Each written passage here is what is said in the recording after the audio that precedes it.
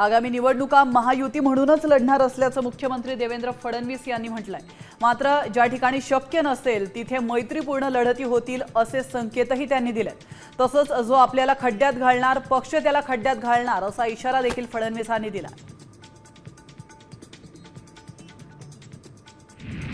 भंडारा जिल्हा मध्यवर्ती सहकारी बँकेचा 21 पैकी 15 जागांचा निकाल घोषित झाला। यात काँग्रेसचे माजी प्रदेशाध्यक्ष नाना पटोले यांच्या परिवर्तन पॅनलचा मोठा पराभव झालाय, तर राष्ट्रवादीचे नेते प्रफुल्ल पटेल यांच्या नेतृत्वात निवडणूक लढणाऱ्या सहकार पॅनलने 11 जागांवर विजय मिळवला।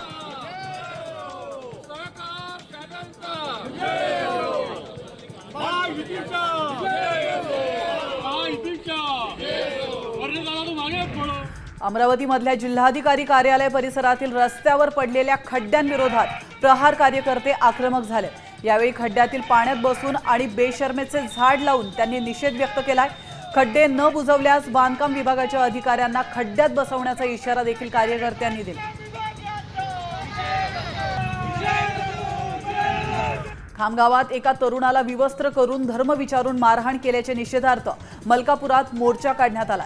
समतेचे निळे वादळ या संघटनेच्या वतीने अशांत वानखेडेंच्या नेतृत्वात हा मोर्चा काढण्यात आलाय। यावेळी आरोपींना मोक्का लावण्याच्या मागणीसाठी जोरदार घोषणाबाजी देखील करण्यात आली।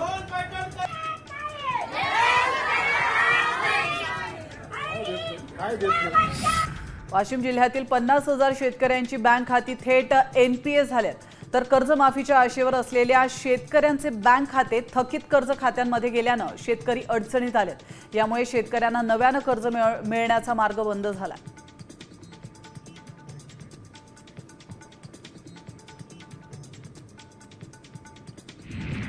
आता isakal.com आहे देशातील नंबर 1 ची मराठी न्यूज वेबसाईट। प्रत्येक अपडेटसाठी isakal.com ला नक्की भेट द्या।